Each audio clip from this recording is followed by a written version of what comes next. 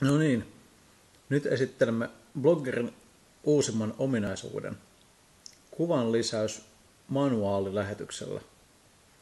Otamme tästä lataa kuva ja valitsemme kuvan. Tämän jälkeen kuva alkaa latautua. Kuten huomaatte, se ei lataudu sinne yhtään eteenpäin, jolle me pyöritä hiirtä. Aina kun pysäytämme hiiren, lataus loppuu, ja kun jatkaa hiiren pyörittelyä, niin lataus jatkuu. Tämä uusi ominaisuus on käytössä kaikissa bloggereissa. Voit kokeilla sitä itse.